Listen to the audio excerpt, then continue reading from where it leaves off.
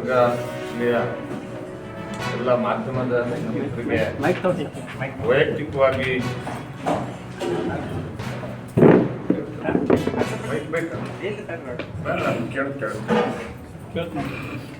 ಗುಲ್ಬರ್ಗ ಜಿಲ್ಲೆಯ ಎಲ್ಲ ಮಾಧ್ಯಮದ ಸ್ನೇಹಿತರನ್ನ ಈ ಪತ್ರಿಕಾಗೋಷ್ಠಿಗೆ ನಾನು ತಮ್ಮೆಲ್ಲರಿಗೂ ಕೂಡ ಸ್ವಾಗತವನ್ನು ಕೋರ್ತಾ ಇವತ್ತಿನ ಪತ್ರಿಕಾಗೋಷ್ಠಿಯಲ್ಲಿ ಭಾಗವಹಿಸಿರ್ತಕ್ಕಂಥ ನಮ್ಮ ಪಕ್ಷದ ಜಿಲ್ಲಾಧ್ಯಕ್ಷರುಗಳು ಮತ್ತು ಎಲ್ಲ ನಮ್ಮ ಶಾಸಕ ಮಿತ್ರರ ಮತ್ತು ಹಿರಿಯ ನಾಯಕರು,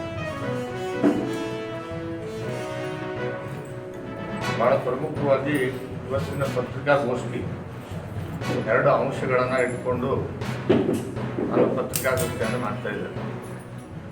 ಎಲ್ಲ ಮಾಧ್ಯಮದ ಸ್ನೇಹಿತರ ಸಹಕಾರವನ್ನು ಕೋರ್ತೇನೆ. ವಿಶೇಷವಾಗಿ ಕಳೆದ ಡಿಸೆಂಬರ್ನಲ್ಲಿ ಚಳಿಗಾಲದ ಅಧಿವೇಶನ ಪಾರ್ಲಿಮೆಂಟಲ್ಲಿ ಪ್ರಾರಂಭ ಆಯಿತು. ಆಗ ಈ ದೇಶದ ಗ್ರಾಮಗಳ ಅಭಿವೃದ್ಧಿಯನ್ನ ವಿಕಸಿತ ಭಾರತ 2047 ದೇಶಕ್ಕೆ ಸ್ವಾತಂತ್ರ್ಯ ಬಂದು 100ನೇ ವರ್ಷದ ಸ್ವಾತಂತ್ರ್ಯೋತ್ಸವದ ಆಚರಣೆ ಒಳಗಾಗಿ ದೇಶದ ಪ್ರತಿಯೊಂದು ಗ್ರಾಮಗಳು ಸಮಗ್ರ ಅಭಿವೃದ್ಧಿಯನ್ನು ಹೊಂದಬೇಕು, ಎಲ್ಲ ಮೂಲಭೂತ ಸೌಕರ್ಯಗಳನ್ನ ಹೊಂದುವಂತಾಗಬೇಕು ಅನ್ನುವಂಥ ದೃಷ್ಟಿಕೋನ ಇಟ್ಕೊಂಡು ವಿಕಸಿತ ಭಾರತ ಗ್ಯಾರಂಟಿ ರೋಜ್ಗಾರ್ ಆಜೀವಿಕಾ ಮಿಷನ್ ಗ್ರಾಮೀಣ ಅನ್ನುವಂಥ ಒಂದು ಯೋಜನೆಯನ್ನ ಇವತ್ತು ಕೇಂದ್ರ ಸರ್ಕಾರ ಜಾರಿಗೆ ತಂದಿದೆ. ಇಂಥವೇ 11 ಕೆಲವೊಂದು ನಿಯಮಗಳು ನೇಮಕ ಮಾಡಿರ್ತಕ್ಕಂಥದ್ದು. ಅದು ಬಿಟ್ಟರು ದೊಡ್ಡದು ಇಲ್ಲೇನು ಬದಲಾವಣೆ ಮಾಡಕ್ಕಂತಕ್ಕಂಥ ಕಾಯ್ದೆ ಏನು ಮಾಡಲಿಲ್ಲ.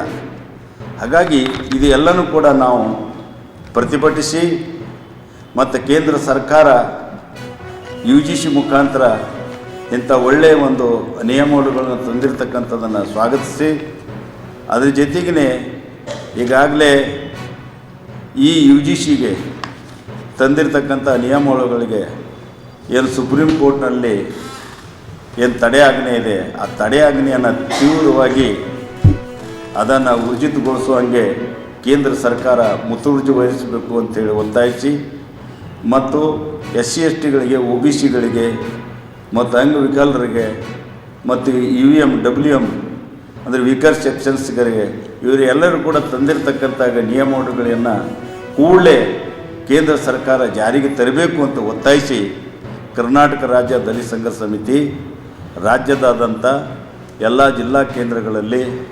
9/2/2026 ರಾಜ್ಯದ ಎಲ್ಲ ಜಿಲ್ಲಾ ಕೇಂದ್ರಗಳಲ್ಲಿ ಪ್ರತಿಭಟನಾ ಮೆರವಣಿಗೆ ಧರಣಿ ಮಾಡೋದ್ರ ಮುಖಾಂತರ ಜಿಲ್ಲಾಧಿಕಾರಿಗಳ ಮುಖಾಂತರ ಪ್ರಧಾನಮಂತ್ರಿಗಳಿಗೆ ಮತ್ತು ಮಾನವ ಸಂಪನ್ಮೂಲ ಕೇಂದ್ರದ ಸಚಿವರಿಗೆ ನಮ್ಮ ಮನವಿಯನ್ನು ಸಲ್ಲಿಸ್ತಕ್ಕಂಥ ಕಾರ್ಯಕ್ರಮವನ್ನು ಹಮ್ಮಿಕೊಂಡಿದ್ದೀವಿ.